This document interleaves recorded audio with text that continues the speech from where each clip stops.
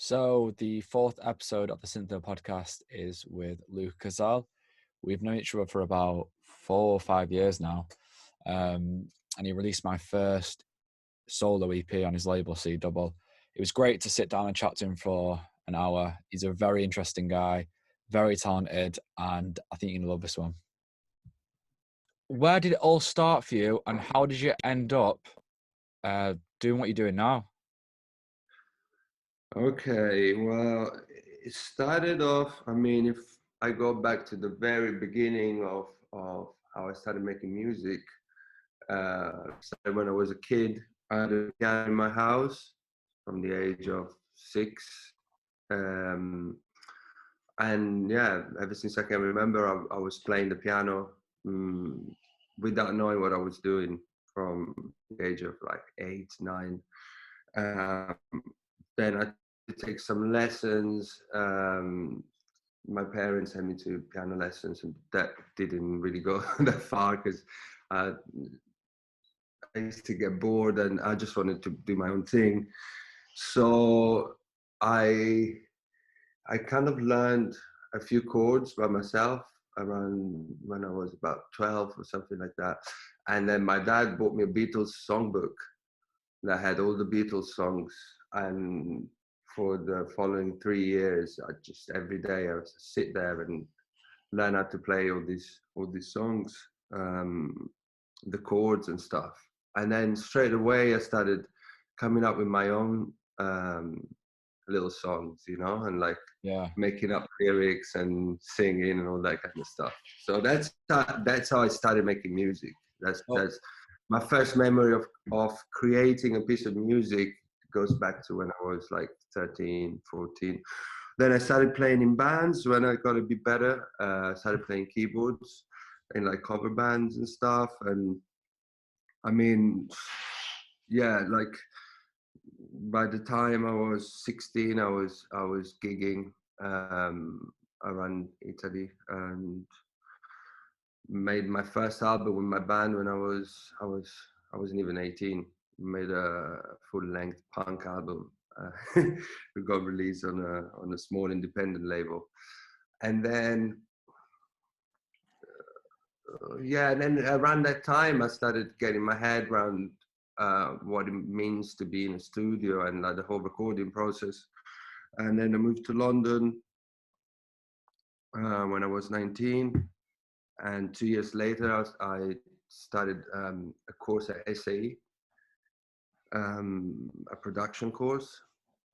And then from then on, I started buying equipment and stuff like that. So yeah, I've been producing for the best part of the last 20 years. So it's been, I would say it's like a real organic journey for you. It's never been forced by the sounds of it. It's just been a natural progression from piano as a kid. Like I've always loved music. Music's always been the main thing in my life. It's basically, I started being obsessed with records and finding out about music when I was very young. Yeah. And even at high school, I'd go and buy records on the local record store, all kinds of stuff, from Michael Jackson to Italian pop singers, everything really. So when you were playing in the beginning, when you learnt piano, were you just kind of listening to things, then figuring out yourself how to play it and just replicating the sound yourself? I literally I had a tape recorder. I remember this. At first I would just like put my hands on the piano and see what happens, Yeah. And then the first thing I started doing was trying to replicate melodies that I had in my head from other songs, and then it became kind of like a game. I used to do it with my mom and my sister, like, tell me a song that I've never played before. And I'd just go, and then play straight away, I just get my head around, where the notes are and doing that. Referencing before I was referencing. What's that? Referencing before I was referencing tracks. Yeah. Oh, but that's it's funny when I speak to a lot of people who are really good at keys and stuff. They seem to have said a similar thing. They really just spend a lot of time just listening to tracks and then and just trying to copy them on the piano. Yeah, I think that's a great way to learn your way around the keyboard. Um, And have you yeah, had, did you ever do any like actual grading and stuff with instruments, or have you always no, just literally just all yourself? nothing. No, I was a really bad student. So what can you Like, play? every, What can you play? You can do keys, guitar. I play keys, I play guitar, um, and yeah, we have a little bit of bass as well. Never been that good on the drums, but yeah, keys and guitar really. They're my main things. And Like, when was the yeah, transition between?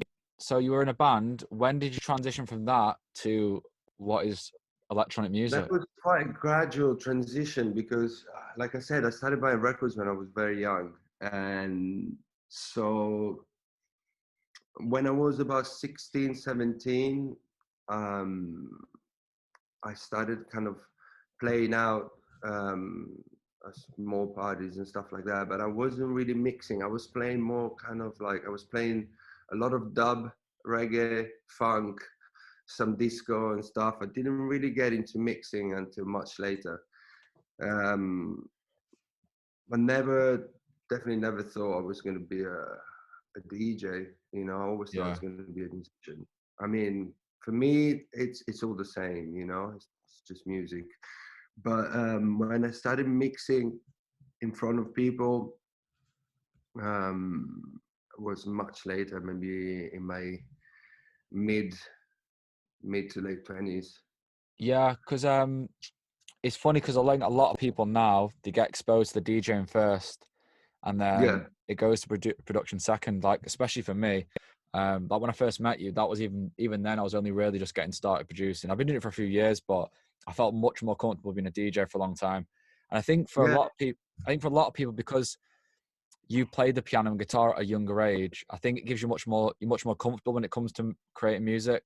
And a lot of time when I Well, that's an interesting point because, yeah, as you said, most people that produce electronic music started off being DJs and mm, then became producers, and maybe some of them learn an instrument to help the production side of things. And everyone's always said to me, oh, you know, knowing how to play an instrument, you know, must make everything a lot easier. It does and it doesn't. Because coming from a musician point of view, when writing something, you're always more concerned with the melodic and the harmonic side of things, and yeah, you don't necessarily understand um, how to build a groove or like how to structure a track in order for it to work on the dance floor. You know, this is a type of thing that you really get from DJing and from being a clubber. Do you know what I mean? From going to clubs and from knowing where, like how long the different sections are, where is the drop, all that kind of stuff. Being a musician, you know, it's not yeah, really, yeah, doesn't have anything to do with that. You know, so I struggled at first when I started making house music yeah, because of that.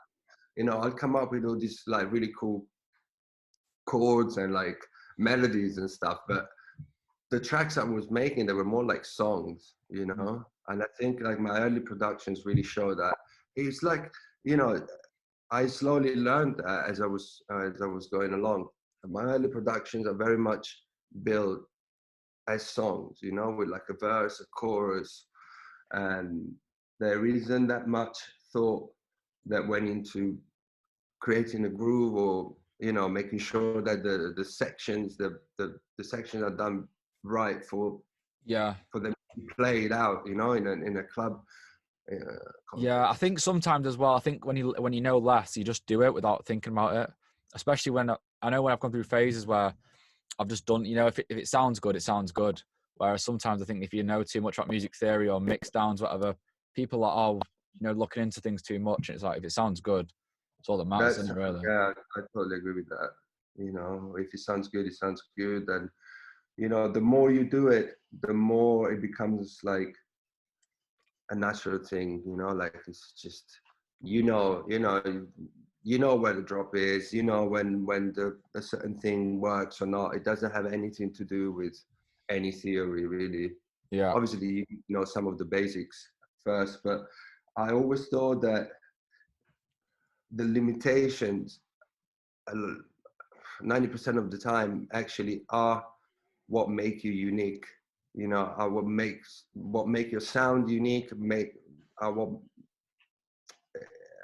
who you are, you know. They give you that thing that is only you because of your limitations. Yeah. As much, I mean, obviously what you know is super important as well, but like when you don't know how to do something and you try to do it your own way, it's only you that's going to be doing it like that, if you know Yeah, what I mean. it's funny actually, because when we did that last track, Rocket Ship, you were like, oh, that's like a real bass line that you do. Then it's funny because I don't really know much music theory. I know enough now because I did piano lessons for a bit, but them kind of things, yeah, it's almost not knowing how you did it is what gives you that characteristic, I guess. Yeah, I mean, I think a lot of the time the less you think about what you're doing, the better results you get. You know, you just kind of, when you make music, if you have a good workflow, you just get into a certain space in your State of head, flow. and yeah, you Yeah. know, So let's talk things about. come out really, really quickly and really easily when you start approaching it like that. Oh yeah, I well think. I think for me personally, the best tracks always like in clumps together. I do like 3 or 4 in the space of like 2 weeks, which are really good. And sometimes it's like if I spend too long just messing around, it never quite comes together really. Yeah, yeah, no, I agree. I mean, you know, sometimes you just get onto a good a good thing and a good flow, and the Yeah, tracks just yeah, come. And or like maybe you buy a new piece of gear or whatever, you're excited at first because you don't really know how to use it. yeah, yeah, So you're just like rinsing it, and stuff comes out that's really good. yeah. You know, then maybe when you learn how to use it really well, you just kind of start thinking about it too much. And Too systematic sometimes. I think I'm guilty of that. Sometimes like sit down, do the same process, then get the same like just doesn't ever get creative. yeah, yeah, I see what you mean. Um, so let I'm the opposite because I hate to fucking look at manuals and like start. I have a lot of gear, I have a lot of machines, but I use them my own way. Like yeah, yeah, obviously now and again, I try and learn something more and stuff. But as long as I can, as long as I can get the sound that I have in my head out, I'm happy. yeah, You know what I mean? yeah. Yeah. So I was gonna say, why don't we talk about? We always spoke about the transition between bands to electronic music. So was the first electronic project you did Infinity Inc. or was there anything before that? No, the first electronic project I did it was called Luca Cazal, Ah, yes, of and course. yeah, and it happened quite um, unexpectedly. I just met this guy, this Italian guy, in a club in London, in an after party, and I was still in the band at the time, and we started talking, and he was into my band, and he was a producer, and cut long story short, my band broke up. We did the last thing we did was actually the coolest thing we ever did. We supported Daft Punk on Wow. a live tour in Asia, and I came back from the tour, and the band split up. And this guy got in touch after I met him just before going out on tour, and he got in touch, and he was like, "Oh, why don't you come to the studios?" I went there. I'd never really I've never really fucked around with analog gear to make electronic music up until then. You know, you had a 303, you had an 808, you had all the proper stuff, and Yeah, yeah, yeah, I got hooked straight away. I was like, "Fuck the band, man! I'm just gonna I'm just yeah. gonna do this," you know. And so, like, within 2 or 3 weeks, we made a bunch of songs, and he had some contacts, and he sent them to the A&R of Southern Fried, which was Fatboy Slim's label. Yeah. At the time, he was, I don't know if he still owns it. And then they were like, "Well, this stuff is good." They signed us. They were like, "Okay, well, we're giving you an advance. Make some tracks for us." And we did this tune called Different Morals. That's the first thing we Yeah. did. And then the summer started, and in my first season in Ibiza that year, and then suddenly that tune was played everywhere, like from DC Wow. 10 to, you know, any, or So bar in San Antonio. so at the point you went to Ibiza in that first year with that alias, were you aware of like what was going on at DC10 and things like that? I was. I mean, I'd been to Ibiza before. I'd been there like two years previous because I went there with my band to play for Ibiza Rocks, one of Yeah. the first years they did it. And I went to Space, and still like it was still open outside, you know, in the morning. I fell in love straight away. It was fucking amazing. And I'd heard of DC-10, but I didn't go there the first time. So yeah, it's like one of the first places I went to when I did my first season there. Um, and I remember going there and I was like, fucking, this place is amazing. I'd love to play here one day. And then 2 years later, I was resident there, which is quite mad. Who played the You track know, then? Who was the first DJs to play it, or did everyone play it that summer? Can you remember the first time you that heard it? summer, like the first DJ to play in DC-10 was Clive Henry. Oh, yeah. It was Clive. But that summer, like a lot of people were playing it. Seth, Jamie. I remember Jamie Jones he did a live recording for Radio One from Space, and the track came on, and I started getting all these messages and stuff. Yeah, it was really cool actually. Crazy. So that's like I guess must have been really unexpected and happened. It seemed like it happened really fast as well. That stuff, yeah, happened really fast, really fast, much faster than The the band. band. The Yeah. band took forever, man. It Yeah. took forever to start gigging, to start touring the world and stuff. It took forever. Well, I think it's really funny because that era of when that happened. So must have been 2011, 2012? Or was it earlier? Yeah, yeah, 2010, 2011, yeah. Yeah, because that was around the same time that that I think the whole thing started to blow, didn't it, around the world? Well, what happened was, I think what happened that time, it was a really cool time in a way, was that it was kind of like the end of the minimal era, you know, like up until that point, the music kind of underground music was quite started becoming quite dry, you know, and a little bit boring and stuff. And so producers like Jamie and a lot of people around that, or even Wolf Land in America and stuff. There was a few people around the world that were into the minimal thing. They were into that kind of, you know, stuff, but they started adding disco samples or melodies or like funky bass lines and stuff like that. And at the time, that was still underground, you know, that was the underground music. Yeah. I mean, at least, you know, yeah. And then it blew up. Obviously, like many things, you know, it starts off underground and then it goes mainstream.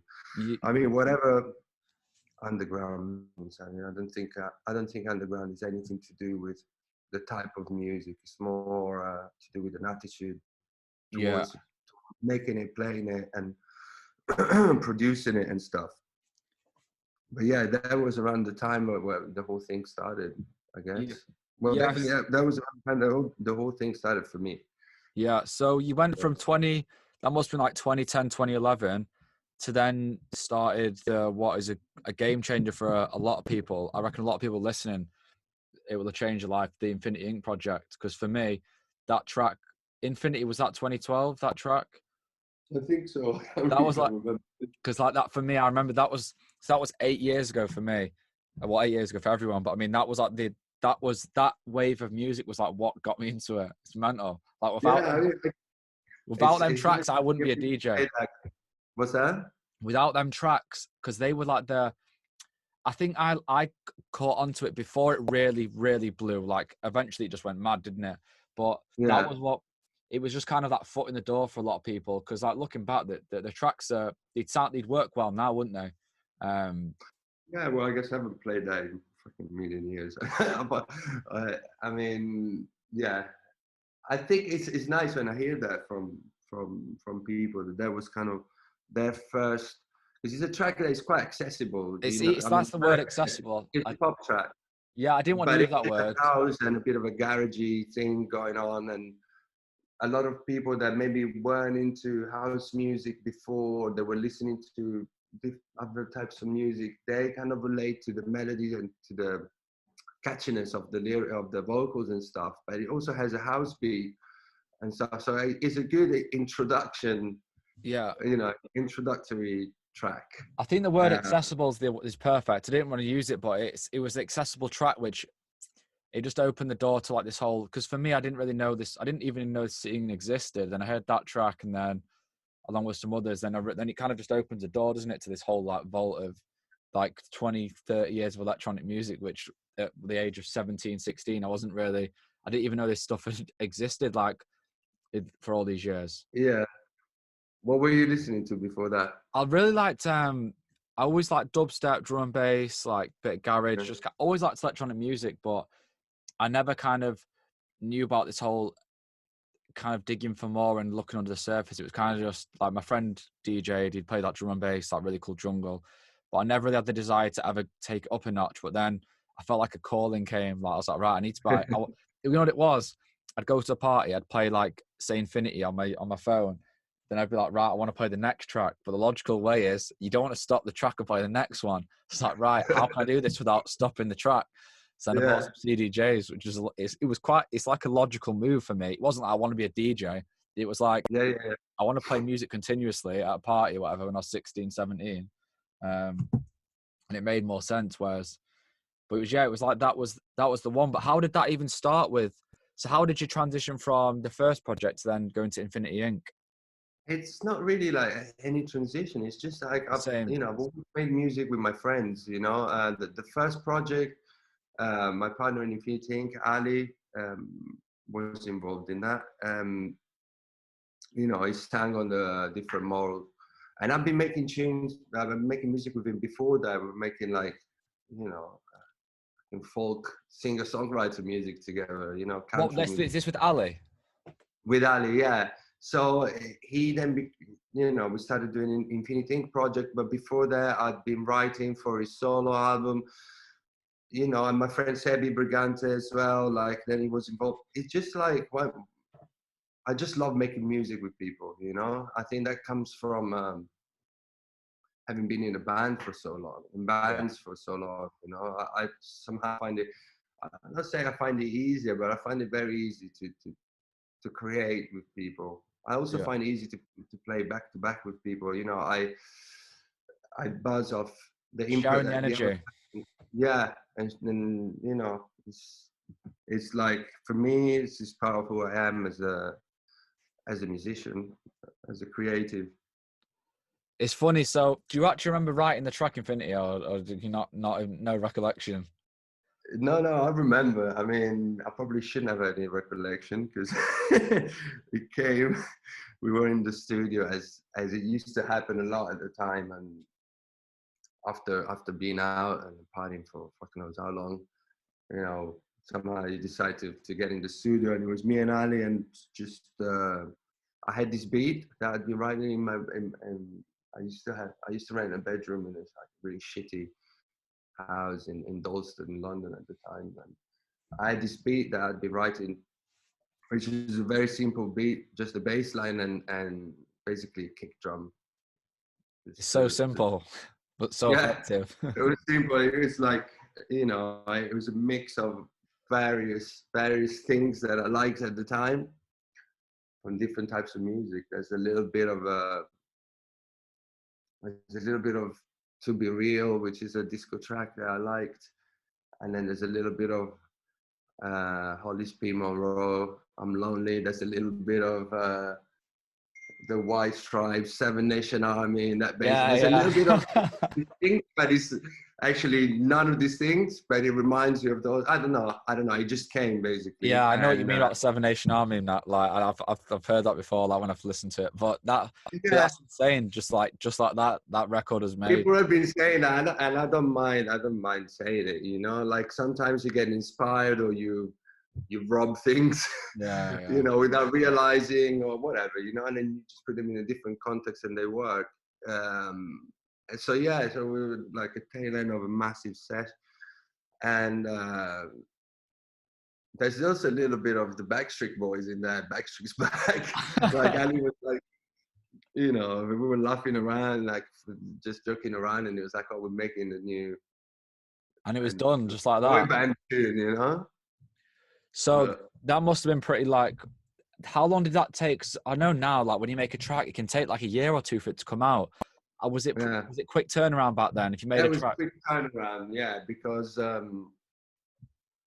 what happened was that I don't remember exactly what happened, but I think Ali sent it to Damien Lazarus, and he was just like, this is a hit. I want it straight away. Blah blah blah. I actually came to Ibiza like shortly after, and I was in Ibiza when Ali sent it to him, and I got a message from him, and I didn't really even know Damien. You know, I'd seen him around, but I guess it didn't really give me the time of day. You know, I didn't know who I was. He's a big DJ and whatever. We didn't know each other, but suddenly he's got my number. He asked someone for my number, and he messaged me, and he just said, "I have to have that tune." And I that was was like, that. okay, now you're talking to me. and and I was like, yeah, I'm glad you like it. I'll think about it. Yeah, no, we just went straight away with Crosstown, and I remember he then played it at Burning Man that year, and like soon after that, it got released. Yeah, I think it's Um, cool because back then the tracks had more vocals, they were more catchy. They were almost, because they were more simple as well. I think people found it easy to sing them back, describe them to their mates. Like there's so yeah, many tunes from back that era when you can like describe them easily now. Whereas now when you hear like a banger in a club, you can barely even remember, like, because it's not the same, is it now? It's faster, like more going on. yeah. I mean, that I was a mean, I mean, I don't know, like, it depends. It all depends what kind of scene you're talking about, you know? Like, I guess very true. maybe, you know, Yeah, I know like what you mean actually. that kind of thing that you just described is always, you know, that really the underground scene where you go to a club and there's tracks that you can't really sing them back, you No, know? you're right. You're There's right. always, That's just because our tastes have changed, I think. exactly, But like exactly. when you think of it bigger, there's still like that was a yeah, because you can go to clubs now and it's all gone a bit faster, but there is still tunes where it's like yeah, more vocals and stuff. But I don't think they're Yeah, like the yeah, odd. They're much more digital sounding and harsh now. And I think back then that era was just like a golden era, wasn't it?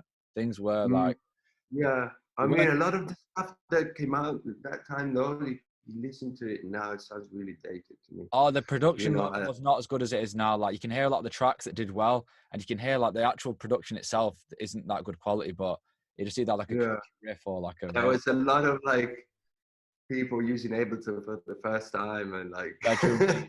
releasing the tunes, you know, and not really Yeah, knowing anything about yeah, you could, compression, EQs, or anything like that. Just puts together, hoping for the best, and that, it kind of worked at the time, I guess. yeah. I think you can really hear the bedroom beats in a lot of it from that stage. But Mm, like they worked, and it's like what we said before. If it sounds good, it sounds good at the time. But now I I think don't think it could it. Some of them. no, So definitely. how did you progress from that to Hot Natured? What was how did that come about? Um, and it's just again like a very organic thing, you know. You just part of the same crew in London. We'd released a track on Hot Creations called Games. Actually, that was the first track we released in Infinity Inc. And yeah, and I started hanging out at Jamie's house. I then ended up living there for a while, and using the studio that was in the house. That really quite a nice studio. There was a few bits of gear in there, and just like being in the studio together, hanging out, really. And Yeah. then suddenly, you start making one tune, you make a couple, and then you're like, okay, well, let's do a project. Because And I remember Forward Motion was like a massive track as well when I yeah, I wasn't involved in that one. So oh, you basically, weren't. yeah, I think Hot Nation was Jamie and Lee to start with. It was just the two of them. Then they did a collaboration with Ali, which was Forward Motion. And after that, they asked me to join after I'd already been in the studio with them a bunch of times. Ah, So I'd okay. made Jamie and stuff. Like it just seemed like a natural, what do you call it, Progression. thing to happen, you know. Yeah, And then you came together and made Benediction. yeah, and made Benediction as a huge bunch of tunes that we made, and some of them it didn't get used and stuff. Like everyone started putting in even things that they'd already written before, or they had like half ideas for. And I think Benediction came from an idea that Ali had, that he'd had it for a long time. All he had was the words and most of the vocal melody and the chords, but he didn't know whether it was going to be a country song or a pop song, or definitely didn't. I don't think he thought it was going to be a house track, or yeah. And then he brought the idea into the studio, and we just turned it into what it is. And did you know at the time that was going to be so big, or was it again you just did it and then it just all? I mean, it's got like that, that thing, it's got that catchiness and so catchy, yeah. As soon as it comes on as well. It's one of those tracks that, I always think that sometimes when people feel like, oh, this song, I feel like I've heard it before. Obviously not in a kind of ripping it off, kind of like robbing kind of way. Like just the melody sounds familiar in not as in like, oh, he got that from there, and just you feel like you've been there before. That's the sign of a good pop tune or whatever, like a catchy tune, Yeah, I think that track has that. I think that track will be played forever. Yeah, well, I think, yeah, it'll be getting played somewhere now. Like definitely has a timeless quality to it.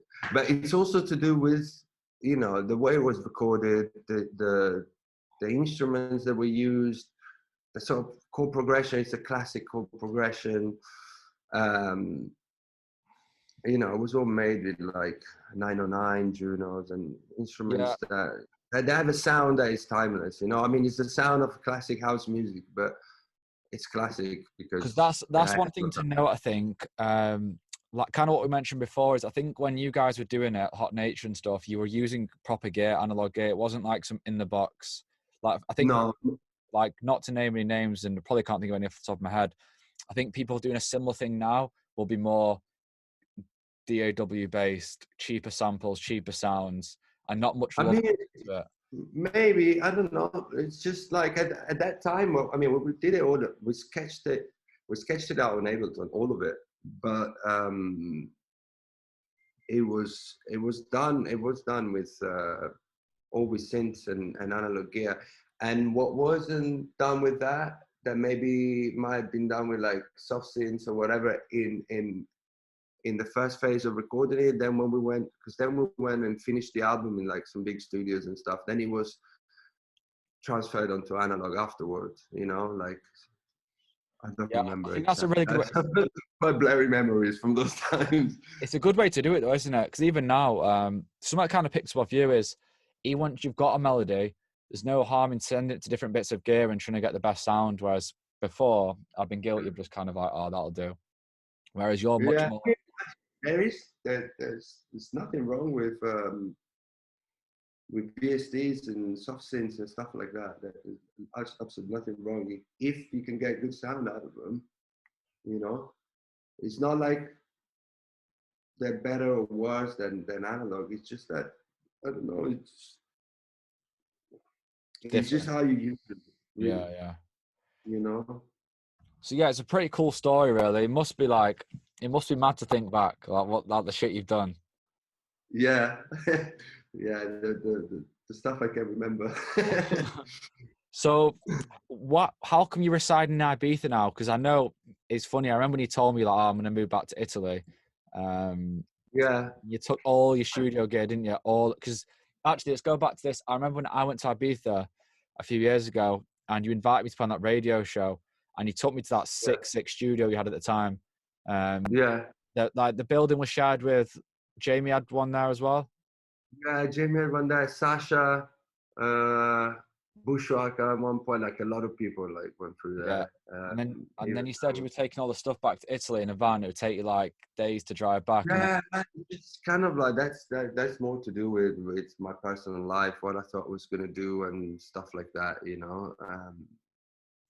It took a while to decide to really make Ibiza my base for the foreseeable future. As far as the studio goes, a lot of it is still in it. I mean, most of it, that what I have here is like not even half of my studio. So I'm like slowly bringing it back here. So I moved, I moved my studio back to Italy because I thought I was going to live there. Um, the place where I put is really nice in the countryside, and I had a lot more space there than my little studio that I had here in Ibiza where you came. So I thought, right, I'm just going to do everything here. This is going to be my base, blah, blah, blah. And then somehow things changed. Um, I didn't really want to move back there. I've been away from Italy for so long. And I just, in that moment, I felt like I could go back there and, just to see if it worked. And it didn't quite work out for me. So I was like, okay, and at that time, I think that's when Circle Local got in touch, about giving me a semi-residency that year. And I was like, fuck it, I'm just going to go to Ibiza. Maybe I'd want to go back there. and it feels like And home now, Ibiza. yeah. I mean, it's always felt like home. Home can be like different, Yeah. couple of different places. The way I see it, you know, and they also can change Yeah. sometimes.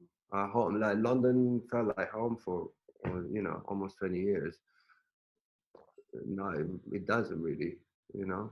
Maybe it's always felt like home, pretty much, for the best part of the last, 15 years.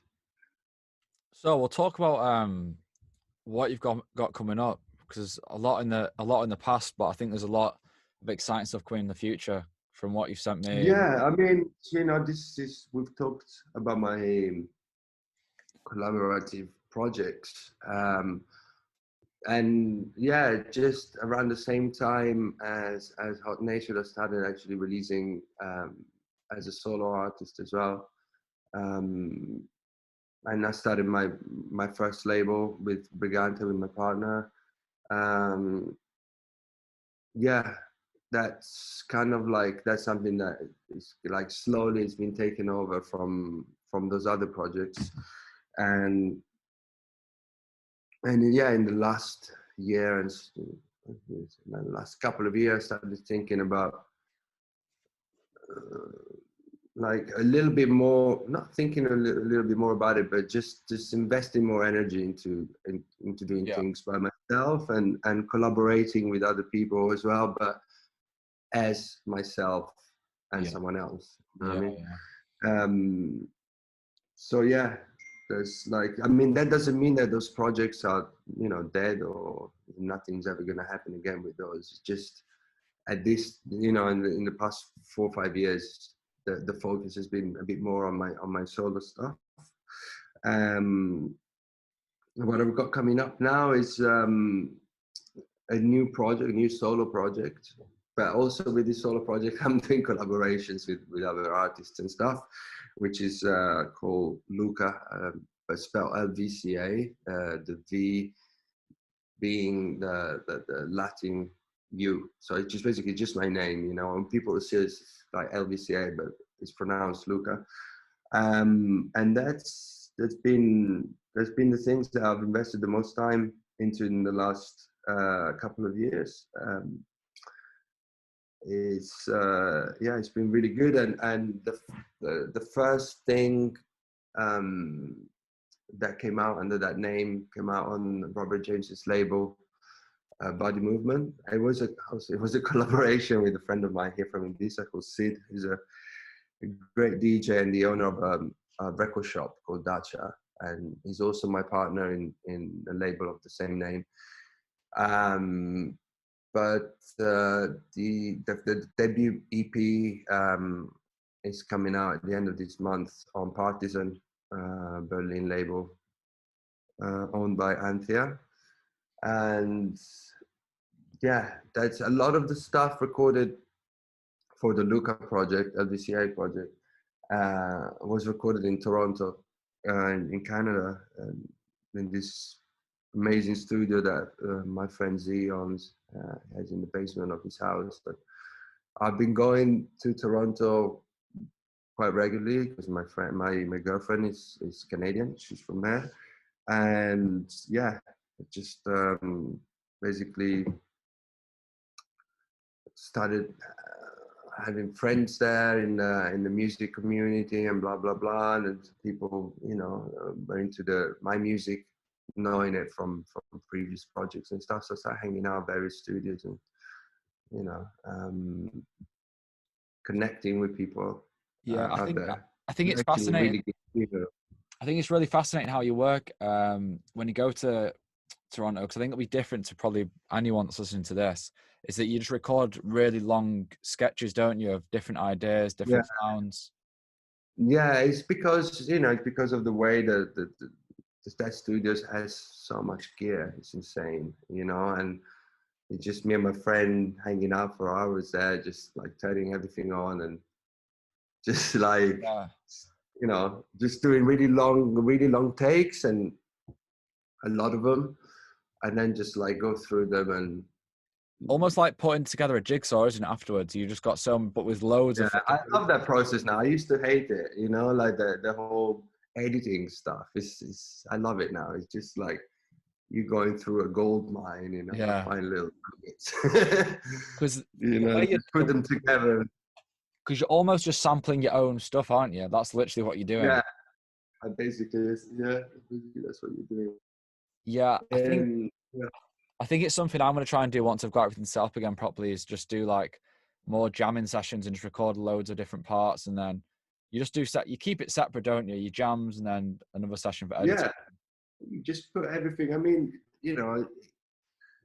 just make sure, like, you gotta make sure that like certain things are in the same keys and stuff, and then you just like grab stuff from different takes and put them together.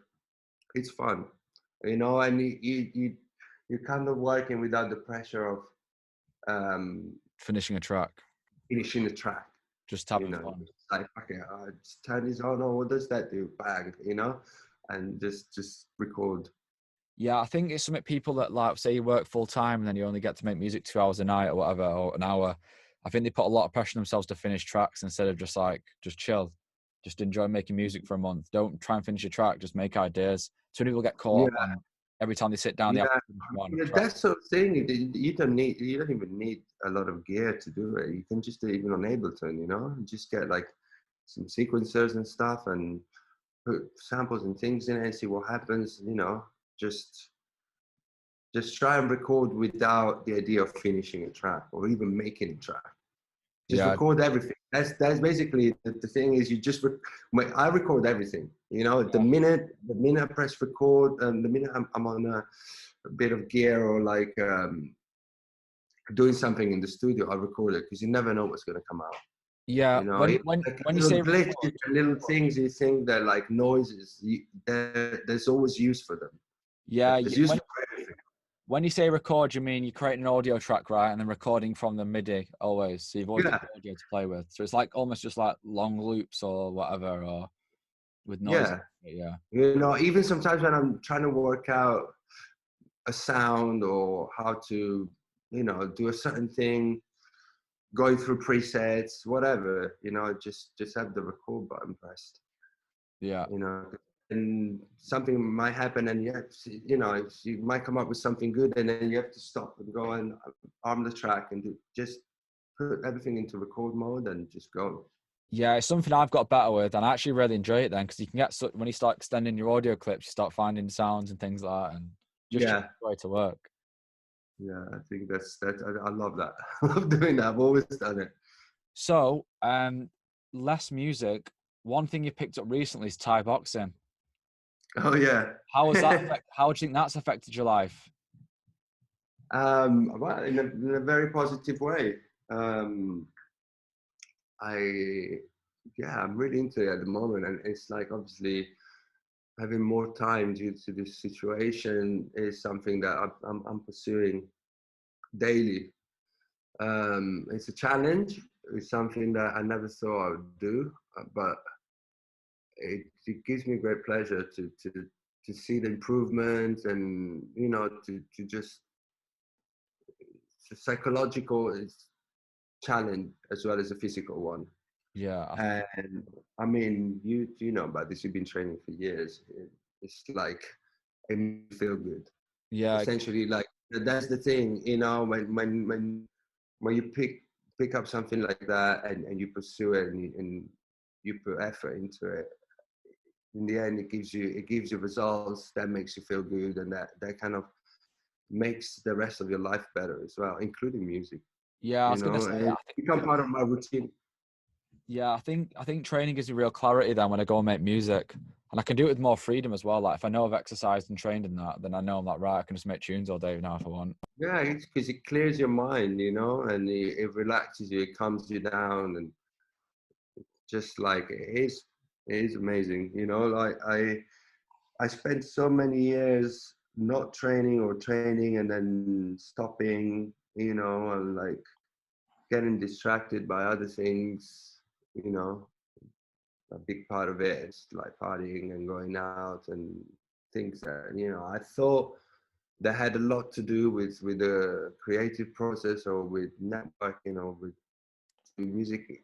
Really, yeah, to a certain extent they do, but not so much. I mean, a lot of the time it was just partying for the sake of partying, and but actually like training and having a routine is something that really does affect positively, has a positive effect on your life and on your music. Yeah, I think you it's know it's more than just that. It's everything, relationships with everyone. I'm a better person when I'm doing more like productive stuff than killing myself partying.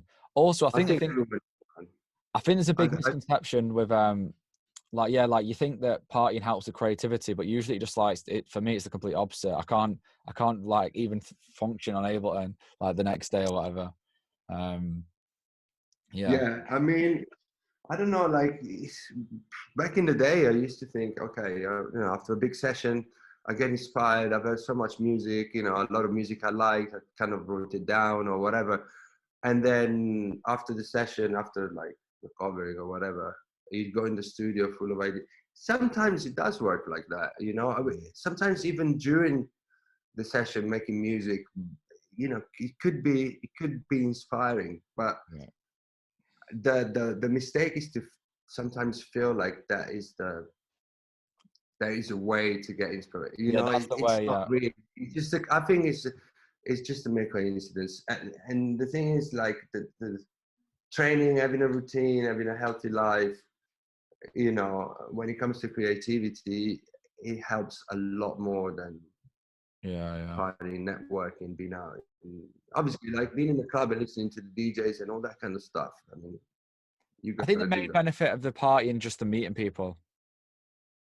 That's Mm. like the number one. I think like that's what we met at that villa party. I think that's the one main thing Yeah. that you benefit from going out and stuff. But I think in terms of like actually making good quality music, it's I not mean, like yeah, okay. In the beginning, maybe yes. And no, actually, maybe 100%. You need to go out there and meet people and do your thing. When you start having music out or whatever. But like, I guess once you've had a few releases out and you know what you're doing, I think networking, yeah, is important. But besides the fact that a lot of it can be done from home, but what really matters is the tunes, really.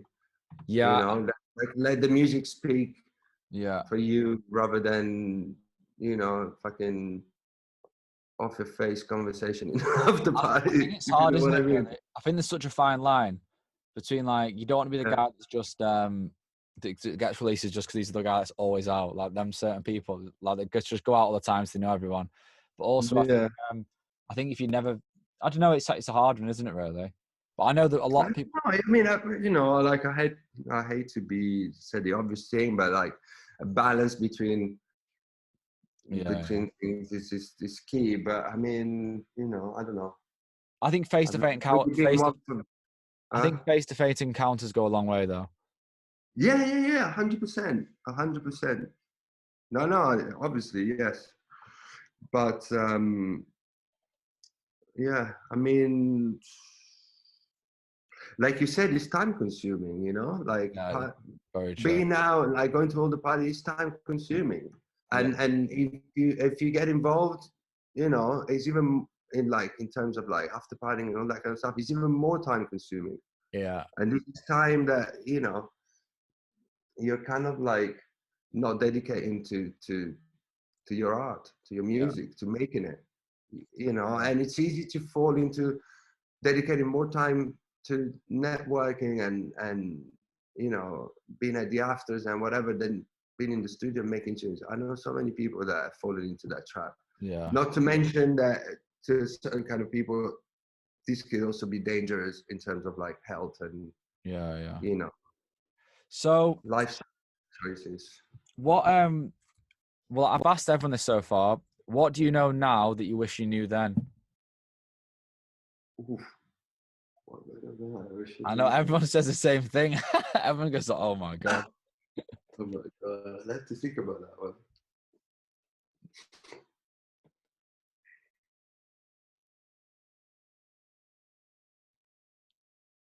Not easy, eh? It's not an easy one, man.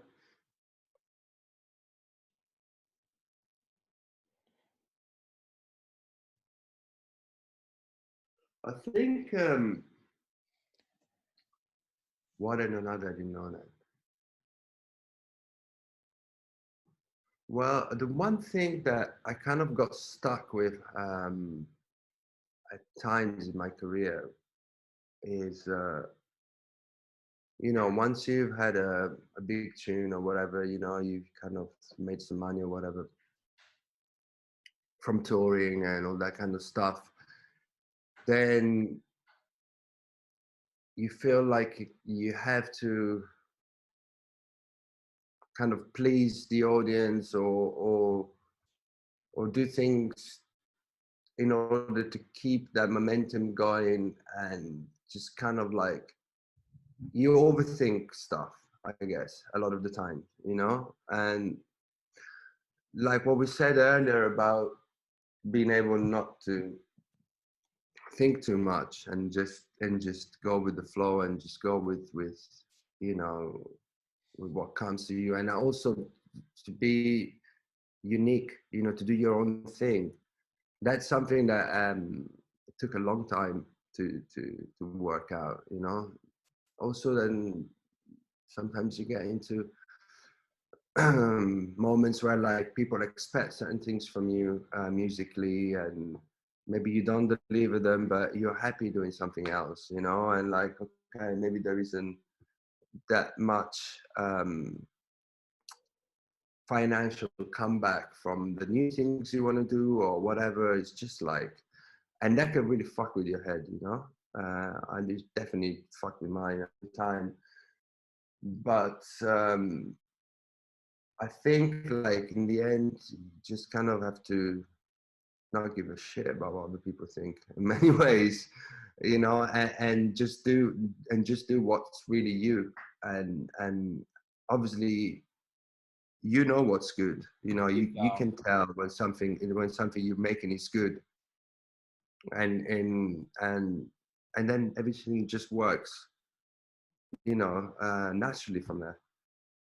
If you're trying to do something because you think it's going to work, or you think you're going to please people, or you know, whatever, like make a career move by making a certain type of music, or all of that kind of stuff is 90% of the time doesn't work. I say 90, I would like to say 100.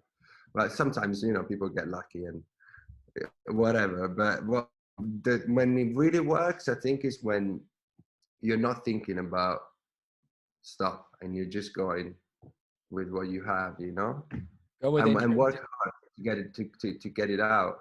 Yeah. Going with intrinsic motivation, not extrinsic. What's that? Going with intrinsic motivation to the things inside you, not being motivated by the things around you. Doing what you truly believe in for yourself.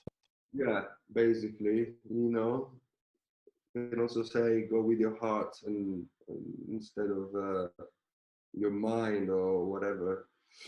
I think it's really hard, though, isn't it? I think you can I think with the social media now, like you can think 1 minute, right, I'm going to go and start training this. Or this is, for example, then 2 minutes later, you see a thing like, oh, I'll go and do that. Like your brain can be wander so easily now.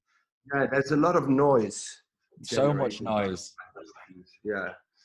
And then sometimes it's hard to find your inner sound, your what you really want to do. What is it that represents you right now? That represents you, not even what you want to what do you love, Yeah. That's not easy, man. It hasn't been easy for me, and in the past. You just you get influenced by so many different things and everything around you. I think sometimes from what I read and stuff, I think sometimes just being on your own, you can figure these things out. But when you're constantly surrounded by other people with other interests, and even and a lot of people are just trying to get one up on you, things like that. It's a lot of noise. Yeah. I mean, I don't know. Just making music is such a deep thing, it's not just sitting there and pressing a few buttons and making something. I don't know. It's deep. It's a deep when you're making something that you love and you invest time in and so much passion goes into it. At least for me, it's not just okay, I'm doing this because it's something that comes from inside. You can really tell that this is you live and breathe it, and you can tell you've done it for a long period of time, and you always will. Do you think you will always make music? Mm-hmm. Do you think you'll always make music? That? Oh yeah, 100%. 100%. So you'll never sell. I make music if I had to change jobs because of whatever. Fingers crossed we won't have to do that. But I mean, I'm sure I'd always be making music anyway. So you'll never sell your 909? What? Will you ever sell the 909? Man, no, I don't think so. No, I that's a funny one. Out of all You'll have that forever. All the things you could have picked. There's been times in my life where I thought about selling it, and thank fuck I didn't. That's a funny one. I'll never sell it. Now I know the 99 is not going anywhere. It's not. That's funny actually. Which that's a question for you. Which instruments are going to go to the grave with you? Oh, the 99, 100%, the 303, the SH 101. In the coffin. Yeah. Like this. Hold them. Yeah, that's actually funny one to think of. Over the years, all these things, also because of what I was saying before, I was like, oh, I don't want to do this anymore. I want to do this other thing. I said, okay, I don't need this. I'll sell it and buy that and this and that. And it's just in the end, I went back to them, and they're part of me. These machines, man.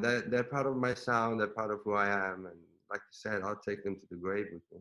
I think that's it's a really funny one.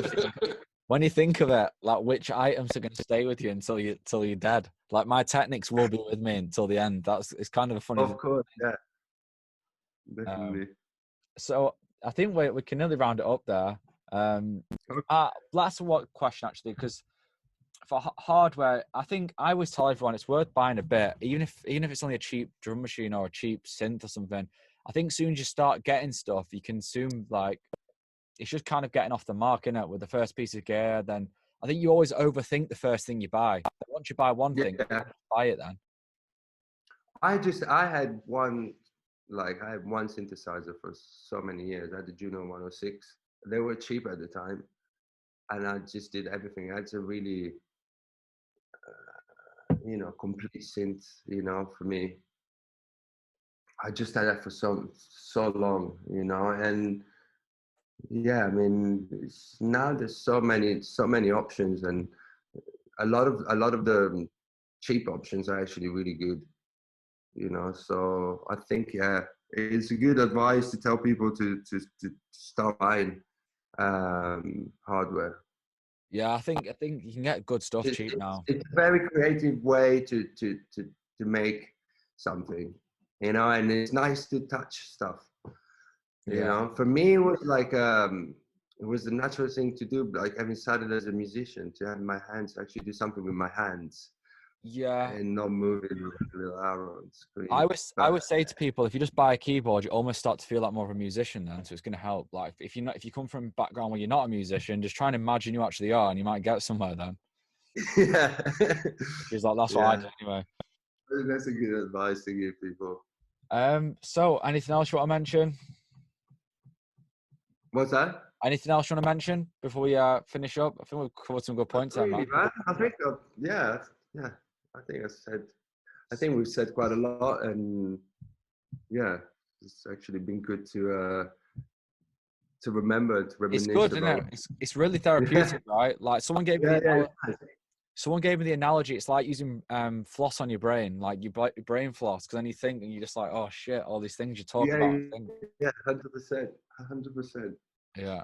So music today? You making Music tunes? today? Yeah, you making tunes today? Yeah, every day, man, every day. Yeah, And this way. now this time's more than ever, you Yeah. know. Sweet man. We'll wrap it up there. Okay, I appreciate that, and I'll drop you a message on Facebook, but this will go live on. I'll probably put it up tomorrow. I need to just export it and then put it on okay, man. the audio version. That was fucking fun, man. Thanks so much for doing it.